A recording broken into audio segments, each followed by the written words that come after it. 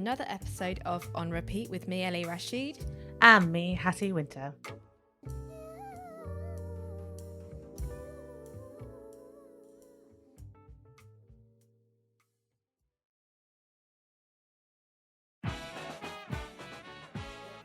This week we had the absolute pleasure of talking to the absolute dreamboat that is Jelly Cleaver, who is a producer, guitarist, singer-songwriter based in South London.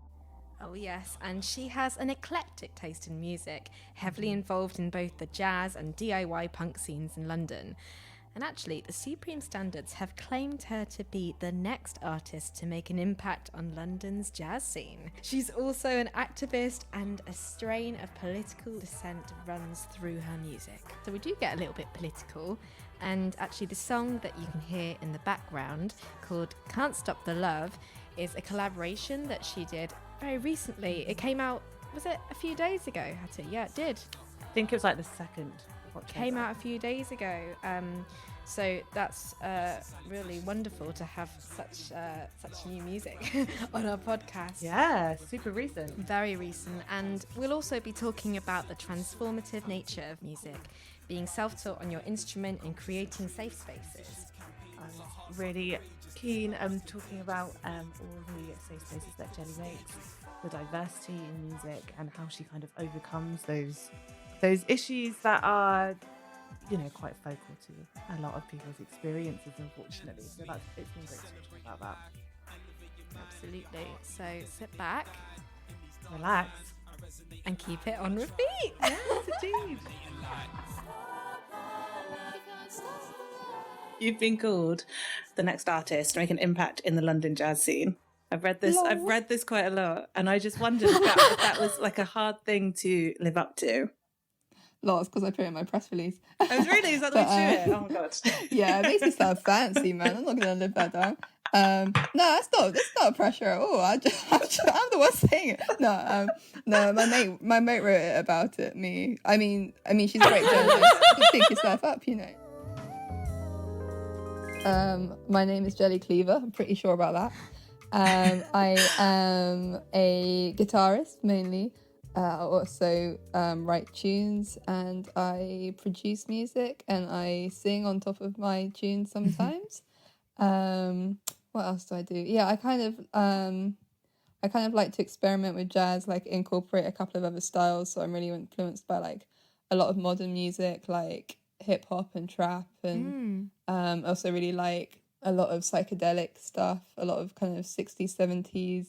Rock and roll, Joni Mitchell, Flower Power. Nice. That's so good. And also punk. I love punk. And yeah, just like I love a lot of different music and classical as well. And I try and kind of combine them into one magic thing. Mate, this is such a mix of genres. Like, I'm loving it. I am actually loving it because that is what like we're trying to sort of draw attention to. But I'm also, I'm really interested to know how you kind of got to grips with all those genres. Because, you know, you meet some people who are like, I listen to this or this, and they kind of shut off from everything else. And then you get those people who are like, I listen to everything.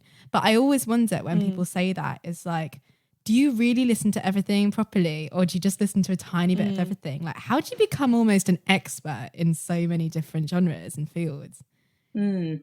Yeah, I definitely wouldn't. I would never say I'm an expert in any genre, except for.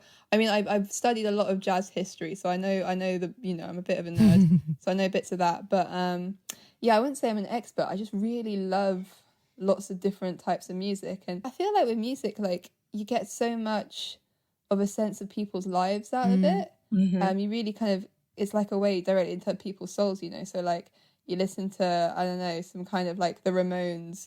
And you're in New York in like, you know, the 70s and like sweaty clubs and, you know, all this. And then you listen to, I don't know, I love Estrella Morente, who's like an amazing flamenco singer. And, you know, you're just like in Spain and all this culture and, you know, the life of like, you know, the gypsy communities and all that culture. And then I love like, obviously jazz and, you know, you're in New Orleans, you're in New York, you're in wherever else you are.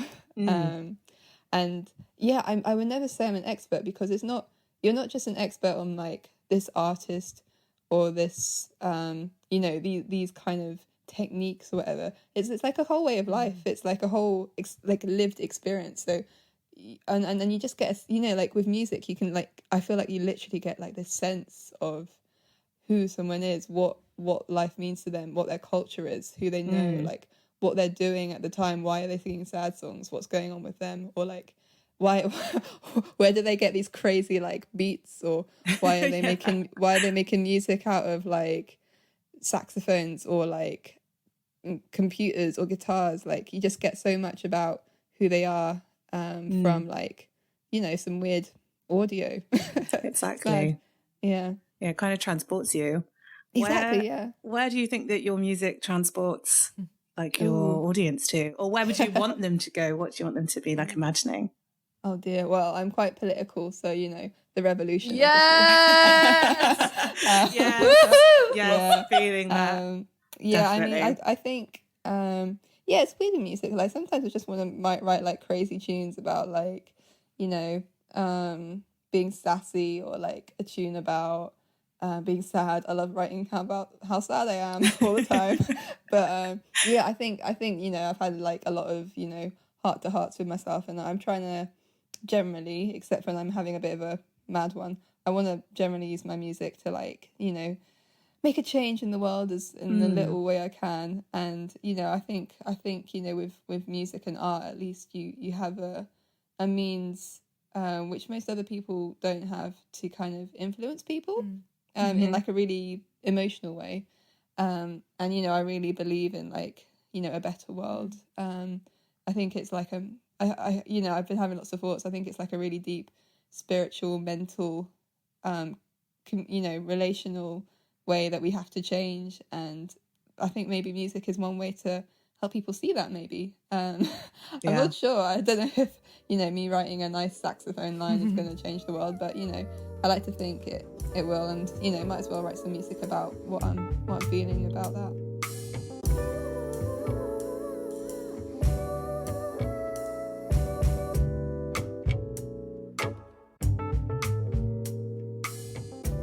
Because you are quite political. I'm thinking about your song Yarswood, for example. Like, how did that come about? Literally, that was like, so sometimes with my music, well, most of my songs are just, they come to me straight away. And so I went to my first Yarswood protest a couple of years back. And it was just such a crazy emotional experience. Like, it was, we kind of marched out to Yarswood, which is a detention centre. If nobody knows, detention centres are these places where they house people under very dodgy pretenses, and there is a whole lot of human rights abuses and shady sides of the law, breaking international protocol, which goes against everything that the government is always doing with migrant policy. But yeah, my actual experience of it was so overwhelming. We saw these women. So Yarswood is an all-female detention centre. It used to have kids there, but then they decided maybe that was a bit unethical. And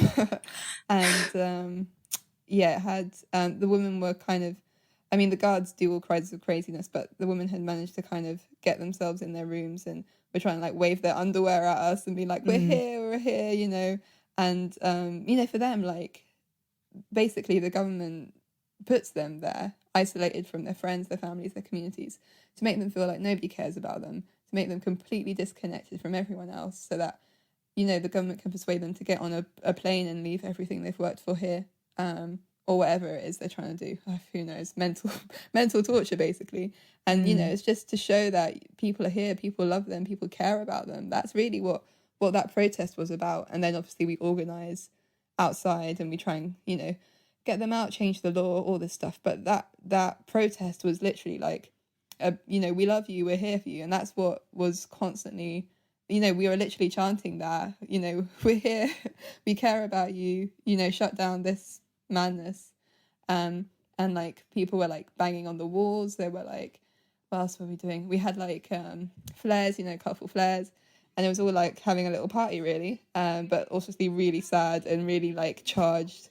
And it was an all-day thing, and then the police came and it got a bit rowdy. But yeah, I just was so like moved by it, and I just remember like walking back in the dark, and we'd been dancing, and there'd been a samba band there, and we were like banging on literally the walls of the prison, and it's like huge metal gates. Like, how's anybody going to escape from that? Like, why would anybody try and escape? It's madness. But anyway, these really high metal gates, we were banging on them, and we were walking back afterwards, and my mate just shouted, "We love you!" like to the women in there. And then the next day I just wrote the whole song basically, because I had that rhythm of like the pounding against the prison walls, and all literally just the slogans we were shouting and why we were there, and it was just simple to write that tune, and then it just came out of this really weird like prog madness. But yeah, that's amazing. So you wrote that all in like one day, influenced by like the day before. Yeah. So have you always been like political, or did something kickstart that? No. I think, God, I don't know why. I really do not know I'm like this, because it's horrendously unhelpful in life. It really doesn't help you out at all. But I think kind of the idea of like ignorance is bliss, and then you're like, mate, God damn. Please give me that ignorance. But yeah, when I was younger, I always did charity work. Like, I was really moved by like kids who looked like me in other countries who couldn't afford books or food, and I was like, why is that? And so I thought, I'll just raise some money, do a bake sale, whatever. Got older, still very naive. When I was at uni, there was a big election when I was at uni. I think I can't remember which one it was, but I started to realise the Tories were really bad. They didn't care about people, and Labour weren't great then. I mean, they're not great now, God. But I just got quite political, and I went. Where I was at uni was a very elite place, and I had to argue against a lot of Tories, which I'm great at now. Where was that, Jelly? I went to Durham. At Durham. So it was anyway. And started to slightly get a hang. Also, I studied history, and you start to see certain madnesses carried out again and again. And you're like, hey, why are these people doing all this madness again? And actually the course was pretty terrible, but just because it was I mean, this is the classic thing. It was I went to there because it was like the best in the country, top of the league tables. I was like, fantastic, I can nerd out. But then I look back, and it was like all a white man's history that I was learning, and it was lies. It was genuinely not what was happening. And I still left uni very naive. Well, no, not naive. Well, I started to get a little bit, and then just getting into activism in London, and everything just opens up. You see all the connections. You realise why this happens like this. This happens like this, and you feel like you're seeing the Matrix all the time. It's great. It's completely like maddening, and people wonder why you're chatting to yourself, and like why you have a Boris Johnson head like which you throw pens at. But I don't know, man. It's a certain way of seeing things, and you can't unsee it really.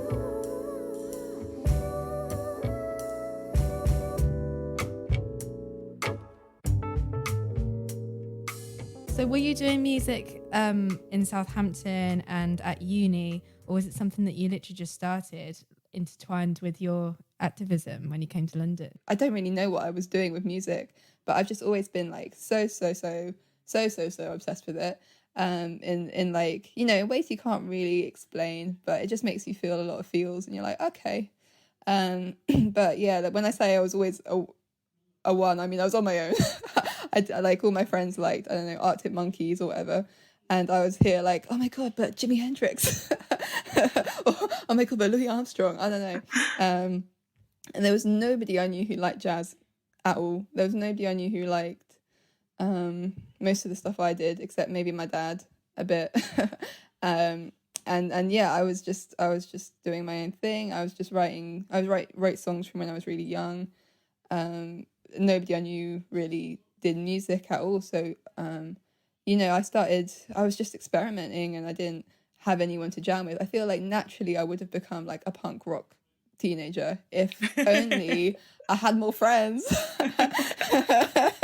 But you do have a little gang. I do have a gang because now. you live with your band. Yeah, now I live with my band to make up for like my frustrated teenage years. Better late than never, though. Definitely. Yeah, for sure. Yeah. Does that get really mad, like living with your band? I mean, they're all really great gals. I think I finally found people who are as crazy as I am, which is saying a lot. It really is saying a lot. It sounds like I need to join this house. Yeah. I mean, they're awesome. Like, so I live with Beth Hopkins, who plays the saxophone. They're all composers, by the way. Main instrument is saxophone, but guitar, sings, everything. Katie Mobley, main instrument is kind of the bass and cello, but she plays lots of different instruments as well. Kasha Constance, that's her artist name, who is, she's amazing. She sings, I know her from Nijo. Oh right, yeah. So she's a great singer. She's released some really nice tracks recently, and she plays the flute as well. Cool. And then Tash Kiri is a drummer. She's just started a band called Toe with her boyfriend who plays the baritone sax. So that's a pretty mental duo. And yeah, they're all complete inspirations, completely mad. It's pretty fun house. Yeah, I see some of your like videos on Instagram and stuff, and some of their music videos, and I'm just like, these girls are like living life. Like, even like throughout lockdown, like it was like they had it sorted.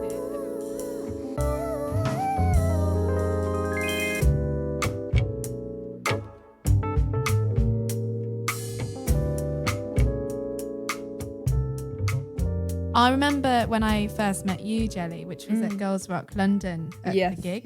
Where you were fantastic, by the way. You really were.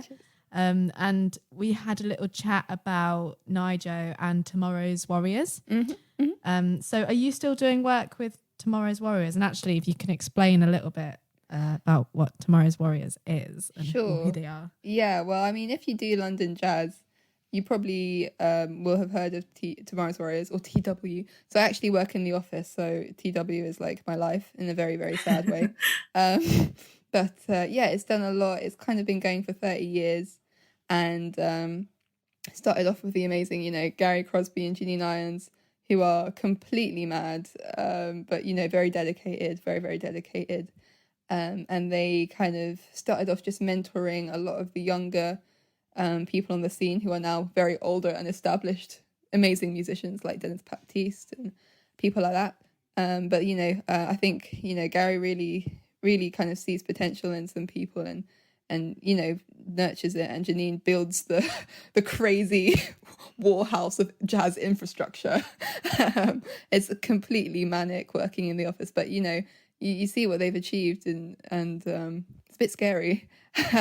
But yeah, there's a lot of great music which has been made thanks to Warriors, and a lot of really amazing musicians who've gone through it. So it's a bit of a family tree in that way. That's amazing. Were you in it? I mean, yeah. So I actually I joined like 3 years ago. Just like me trying to play guitar. I've never actually had any like guitar lessons or any kind of formal training at all. Yeah, it's kind of been all by ear and trying to pick stuff up off of the internet or whatever.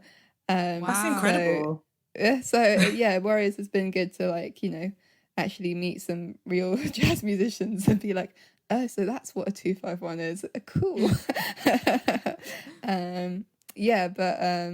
It's been it was a really great chance to like meet especially female musicians. So I was in like because jazz is traditionally quite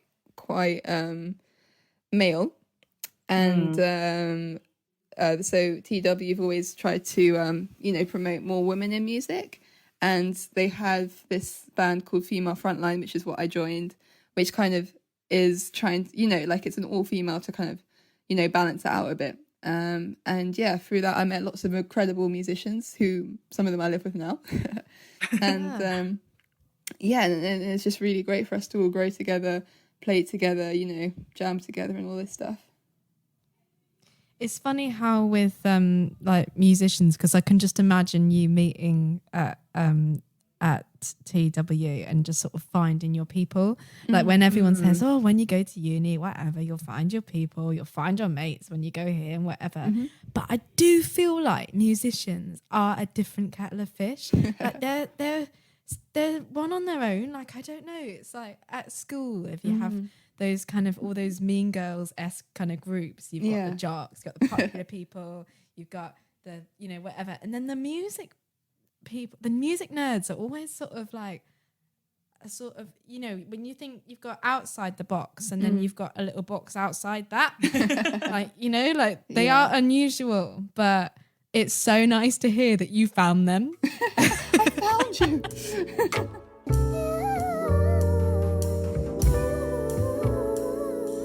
It's fascinating and so interesting that you say you haven't actually had formal lessons, but it sounds like you've taken every opportunity possible. I don't know whether there might be some kind of like budding musicians listening to this and maybe like some guitarists, but what would be like your suggestion in terms of taking opportunities? And would you say like get lessons or not? Yeah, like, I would definitely get lessons if I could. I think with a good teacher, like I've always kind of taught the guitar more from a technique kind of point of view rather than theory so much. And I think a good teacher can always, you know, hopefully they've been where you've been and they know the shortcuts. And you know, I feel like they can trouble spot in a way, so they'll see, oh, there's something in your technique. Otherwise, you just have to figure it out yourself, which just takes a long time. But it does mean, you know, you become individual a lot quicker. Because, you know, like I feel other people, you know, they, especially with jazz, you know, that's kind of the way you learn, isn't it? You learn to play like other people and then you learn to play like yourself. Maybe I've sidestepped the learning to play like other people bit a little bit. You know, I still try and transcribe my Dexter Gordon, and well, it's basically just Dexter Gordon to be fair. But you know, I feel like a teacher would have been useful. But in terms of taking opportunities, like, you know, I've always been a one to you know, I would go to gigs on my own for the longest time just to like soak up. Like that's why I got into punk. Like nobody I knew like went to all these gigs, but that's how I made I've always been one to have like quite a few random connections, and they're like, hang on, but you do jazz, and I'm like, no I don't. but yeah, you just go where you want to go, and go on your own. Don't be scared to go on your own to gigs or to meet people or to opportunities. You know, you just go for it. Nothing should be holding you back. And if somebody is offering you help with anything, like or there's a scheme you can get on, or something, you just go for it. I'm always just telling people to just go for things. Like, what are you gonna lose, you know? Yeah, I'm self-taught on everything, man. Yeah. The beeps and the bops. The beeps and the bops. Just having fun. And again, like there's so much you can learn off YouTube with production. Like honestly, it's a complete goldmine. But it's fun just experimenting. Like with production, you can just you know, make us beat out the doorknob, and you know, like, look, this is the sound of a unicorn sighing, and I've made it into a trap beat. You know, like you can really just do that shit. I mean, not with a real unicorn, because unfortunately, you know, they aren't about. But you can just be really creative. Is what I'm saying, and I love it. I just love it. Yeah. That's amazing. And what do you use? Are you using like Logic or Ableton? Or... I'm actually a Pro Tools girl, which makes me a bit of a unicorn, I think. That's quite a production niche, I would say. It is a niche, yeah. Definitely. But hardcore. Great choice. Yeah, thank you. You're thinking about music in such a different way when you're producing it to like when you're jamming it with a band. Because when you're producing things, you have total control of everything, which I love. And I get really dorky. I'm like, oh my god, what if I put a flange on the hi-hats? Oh my god. And stuff. But you know, when you're working with live musicians and whatnot, you can be like, just imagine that you're playing, but you're lying down in a pool of water and you're bubbling along, or you know, you're talking about music in a completely different way. And and you're interacting with people, and the you might be jamming and it'll just go in a completely random direction you never thought it would. Like you start off doing some Afrobeat and then you end up in like some disco groove and you're like, how did we get here? And it's so different from when you're producing, just the way you're interacting and thinking about music and making sounds and whatnot. In terms of what I think I'm best at, that's a tricky one. I mean, you're always, I think with music, you're always growing. You're always trying to grow. That's the aim. You want to get better, find something new, sound the way you want to sound, all this shenanigans. So I don't know which one I feel most comfortable in a way. It kind of depends what I'm doing it for, what project I'm working on, like what I want to experiment with.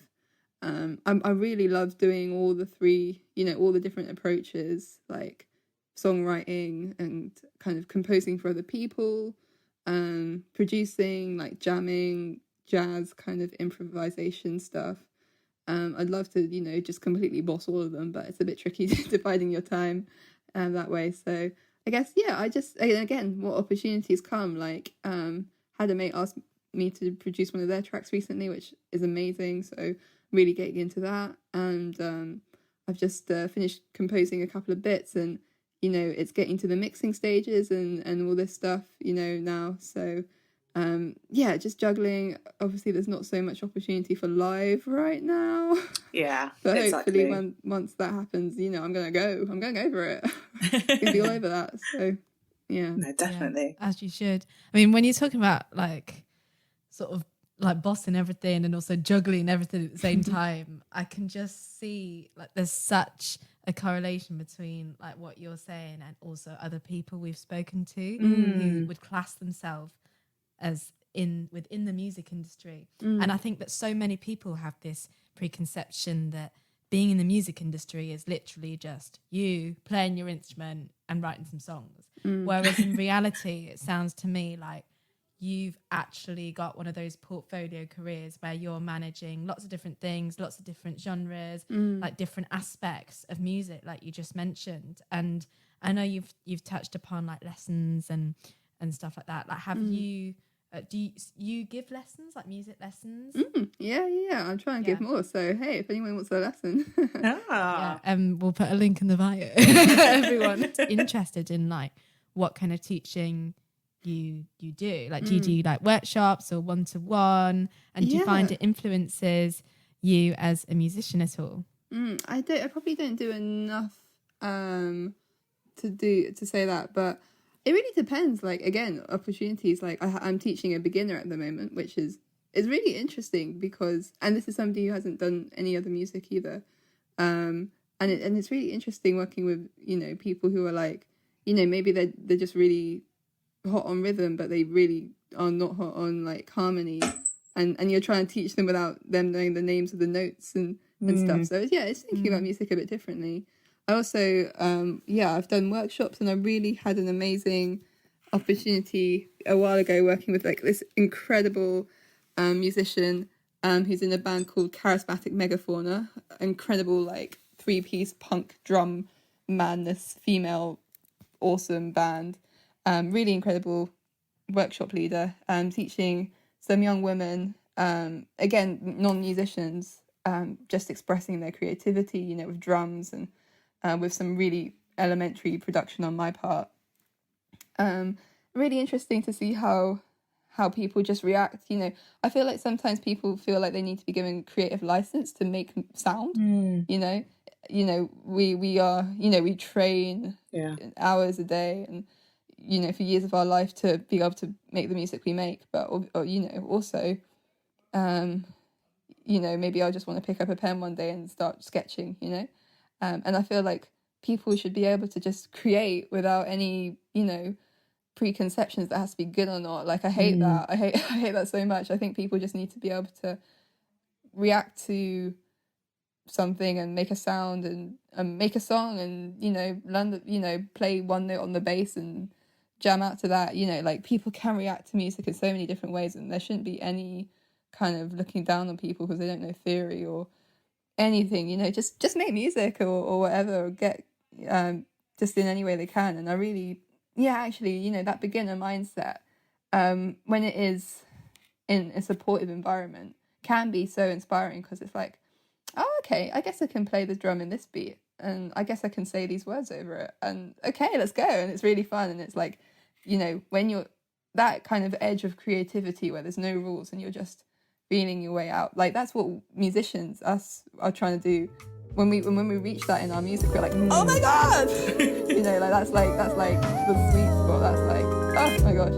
And like, I think if you're just learning, that's where you're at all the time, and it's really trying to get that in your life when it's like, you know, when we're this far into music. Like, if we can keep that mindset and keep that, you know, creativity, and not being scared to just be like, oh, you know what, let's just write a song in 11/8, see how it goes. Or, you know what, like, let's just put some techno on this. You know, like, why not? Because that, you know, that's how, and you can see how it sounds, and maybe it sounds awful and you're like, cool, well, I tried that. But it's just being creative and not being scared. I was thinking about the bit where you're like, maybe you don't know the names of the notes, and it makes me think of you know, in Friends, where like Phoebe's like trying to teach Joey the guitar, and it's like the old lady hand and like the claw. Yes. It makes me think of that. And then I was just thinking about kind of having creative license to do things is probably is, I think also maybe that comes with age. I think when you come, I think maybe when you're like a certain, at least for me, I find that I'm over like a certain age, I'm like, oh, I can't really afford to be a beginner, or I shouldn't be a beginner. It's almost like embarrassing, and we have to kind of get over that self-consciousness, because we're all beginners at something at some point. Yeah, so sure. But equally, it's about that environment, as I was saying. Like, I think people are so much more willing to create a supportive environment for young people, because, you know, we want to nurture young people, but, you know, we should be creating supportive environments for everyone. You know, literally everyone, like grandmas and stuff. And I think, like, with music, you can do that. Like, you, especially, like, you know, with a gig, you know, I love gigs. I love live music, and I feel like you, as a performer, you can create exactly the atmosphere you want to create when, just by like being on stage, and, you know, being what venue you choose, what acts follow you, or like introduce you, what you're wearing, what you're saying between the songs. You know, like, you can create a whole mood, like literally a whole mood. And you can create that space where people feel like they can be whoever they want to be. That is incredible that music can do that. And yeah, it's something we should all just be trying to do, you know. I feel like that was like the perfect answer, actually. Yes. And I also think it ties back to the very beginning of this conversation, when you were talking about music kind of changing the world. It feels like maybe that is the answer. Like, I hope so, maybe music's the tool to get people to open up, and to provide safe spaces for people to feel comfortable in all areas of life. Exactly, yeah. And yeah, music's like paving the way and setting the example for that. You've just solved the world's problems. Keep trying. We'll just have a big jam and then it'll be fine.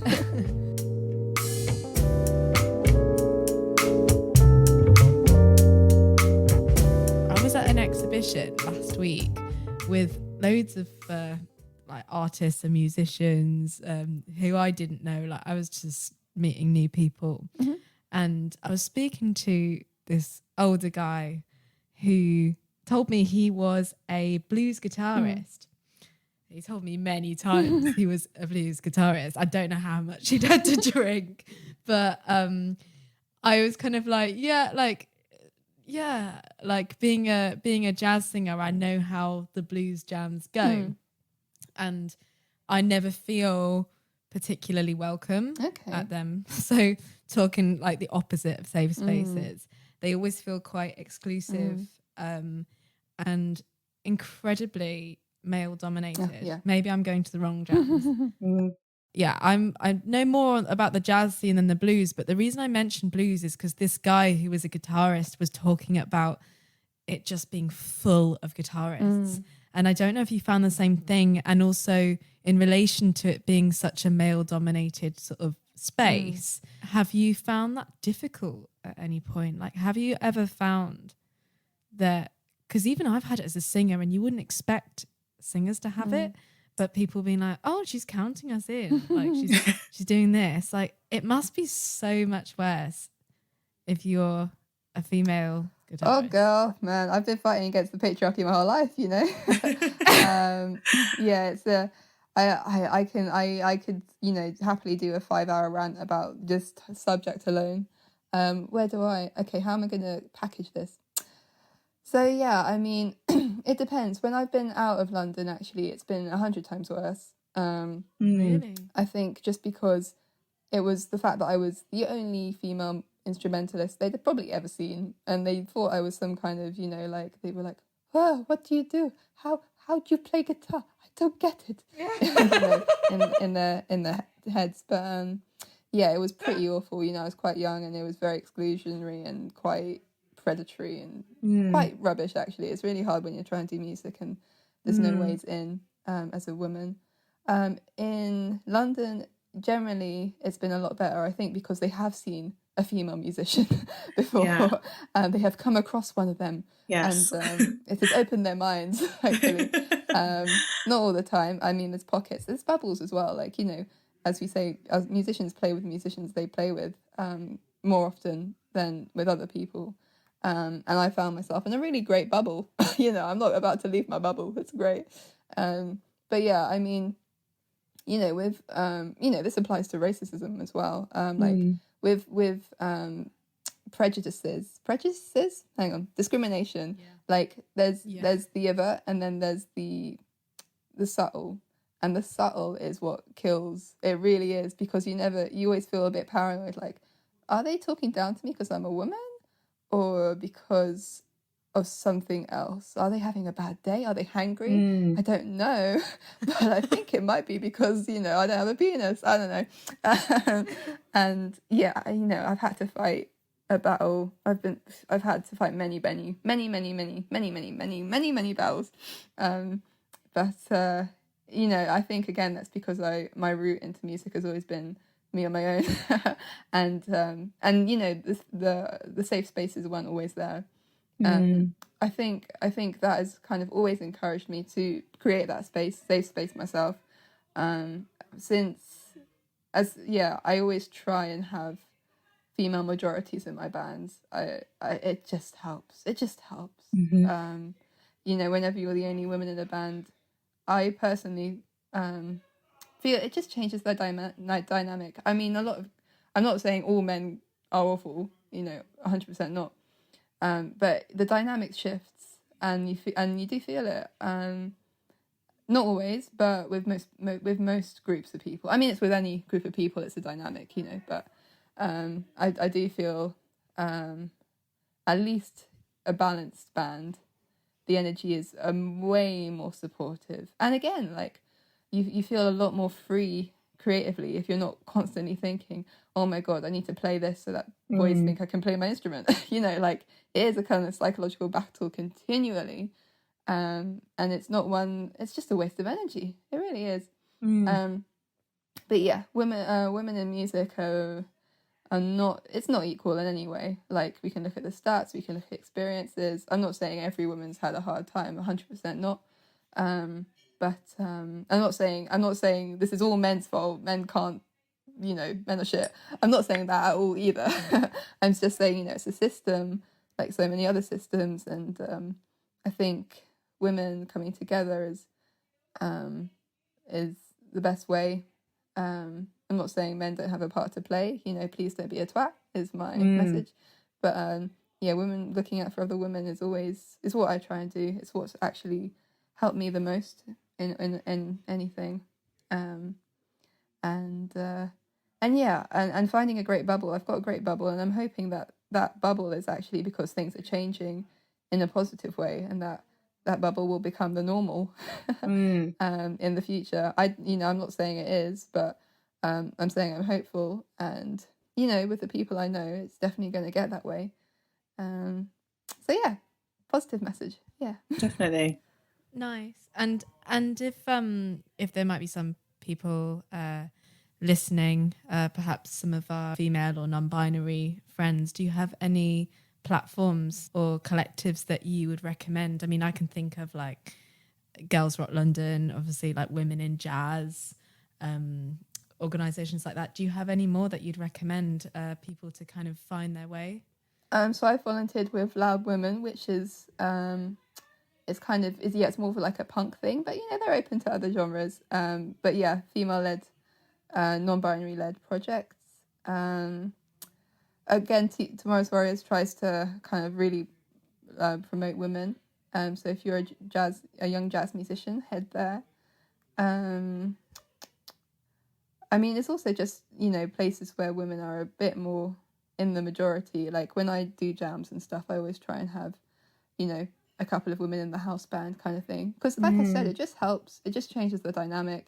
It just means women are slightly more comfortable getting on stage, I hope. And if not, I will force them up there. No, I really do. I'm like, you, female, get up. Just, in a nice way. Maybe not always in a nice way. But yeah, I think, find the places you feel comfortable. And also, I'm not saying like if you're a woman, you can't play with the guys and whatnot. 100% not. And if you feel comfortable, that's great. But it's probably because they know you quite well, and maybe they won't be as nice to, another random lady who they had to judge whether she was worthy or not. There's just a slight bit of that. So obviously you haven't been able to lead any jams at the moment, unless have you virtually? No, I haven't. No, maybe not. No, but whenever the time is when we can actually come to one of your jams, we would love to come. Please do. Yes, Hattie, we'll get you doing something. Mate, I'll just be playing the triangle. Just that's hanging fine, out. man.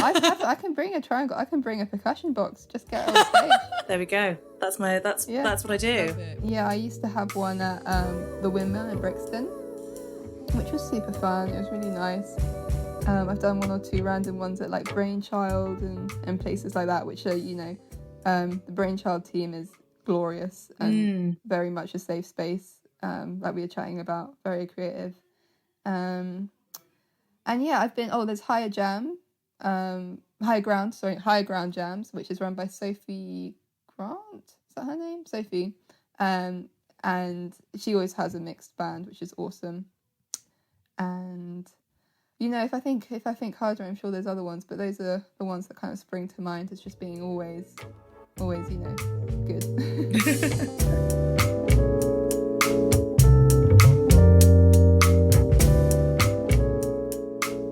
Your album Dream Jazz Manifesto. Yeah. So I read that was like a really long process, and you wrote some of the songs like 3 to 5 years ago. Yeah. That's a really long time to be writing. And then how do you keep momentum with that? And also, like, what was that whole process kind of like? Yeah, well, like I said, like a lot of the songs, like, they'll come to me in a day. It just takes a while between the days sometimes. And I'm always writing bits. I think, like I was saying earlier, I'm quite a random person. And, one day I'll sit down and I'll write like a jazz ballad. And the next day I'll write a disco song. And then the next day I'll write like a rock thing. And then I'll write something which is kind of amalgamation of all three of them. And then, it really depends with my songwriting process. It's not definitely scientific in any way. But the way that it's kind of, running at the moment is like, I'll just write, not really thinking too much about it. And then things will slowly coalesce into something which resembles a project. Like, so at the moment I have a new disco band, which, I haven't really Sounds amazing. anything, but it's kind of more poppy and upbeat and just fun, dancey music. I've just finished recording a kind of ballads album with like a proper like spiritual jazz thing.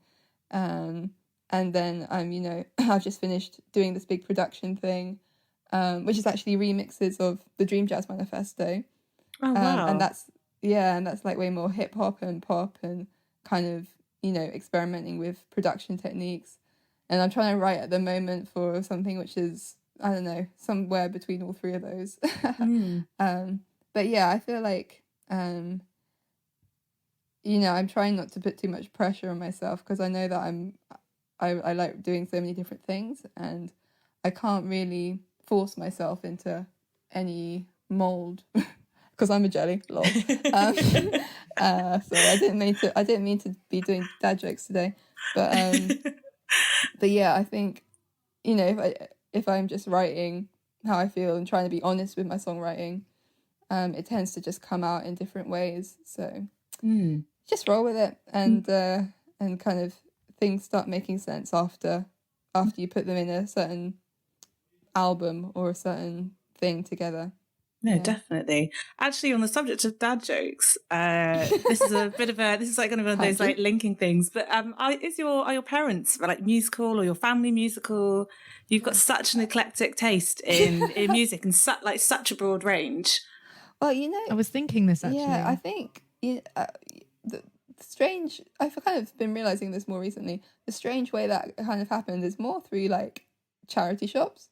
And I'll tell you why. Because I used to love charity shops like that, to get clothes and whatnot when I was a teenager. And you know, they also had those CD racks, and I used to just like pick random bits. You know, I'd be like, oh, who is Ella Fitzgerald? And yeah, for real. And then, you know, then I was like, what is jazz? And then what is jazz? Yeah, and you know, when you just literally open and you're like, okay, I guess today I'm going to listen to the Velvet Underground. Let's see what that is. Yeah, I mean, my dad did music, but you know, he's very adamant that he had no musical influence on me whatsoever. You know? Yeah, and yeah, my mum was a dancer for a bit, so I used to love kind of romantic classical. You know, Tchaikovsky, oh my God, is my fave. But yeah, I think, yeah, my music taste, like I said, it's always just been me on my ones, being like, oh my gosh, let me just listen to some, like, I don't know, you know, like Nusrat Fateh Ali Khan, or flamenco, or South African choir music. You know, I just... yeah, just seeing what's about. I love this. I love also the idea that like the charity shop was your DJ. Well, you know what? It's a strange DJ, but it brings out some bangers sometimes. Definitely. I completely agree with that, actually. Like the bangers that I've got at the charity shops, like Motown, jazz, like Shazam's great for that. I do think that there was a golden age of charity shops, and I don't know if I feel like it's gone now because they've become very trendy. Because I used to, all my clothes like are secondhand even now, and I remember going through like all the scopes like with my mum when I was like 4, but now they're just so fancy. Go watch out for the hipsters. Yeah, no, I think, like, you know, if I was able to monetize this, but I do have like a sixth sense for charity shops.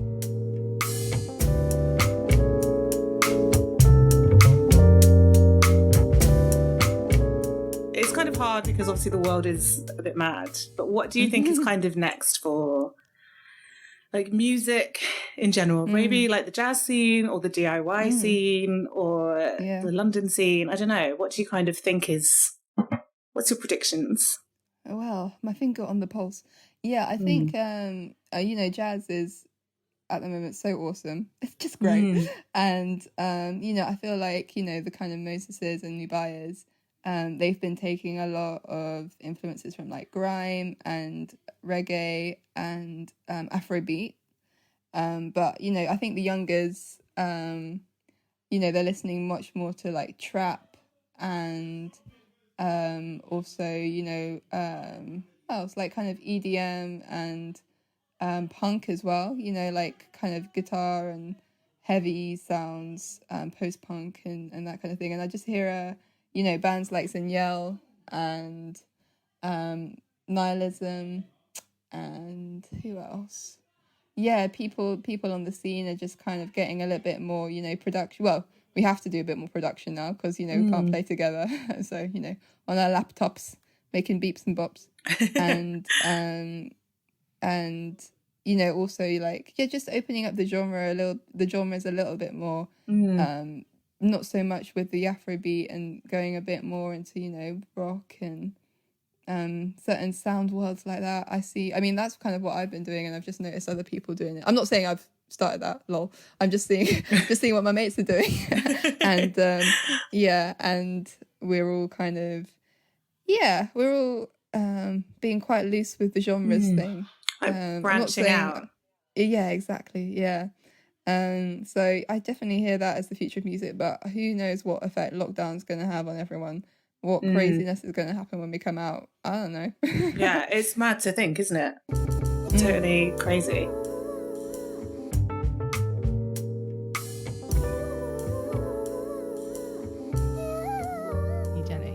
Who are you listening to at the moment? Who have you got on repeat at the moment? Oh my gosh, Dexter Gordon. Yeah, I was recently obsessed with Pharoah Sanders as well. Journey to the One. That album. Who else? Oh my god, Chloe X Halle. I tend to get a little bit obsessed with a certain bits, and then I'll be in a little rabbit hole, and then I'll somehow come out of it and be on another little rabbit hole. I had a whole Mariah Carey. Oh my god, Diana Ross. Diana Ross has been a complete dreamy rabbit hole that I've fallen deeply down. That's perfect. Jelly, thank you so much. Yeah, it's been lovely. Again, the best podcast experience I've ever had. Oh, thank you. Thank you so much. Might just get you to do a little video of that. Just, we can keep it. No worries, no worries. Lee, have a nice evening, girls. Thank you.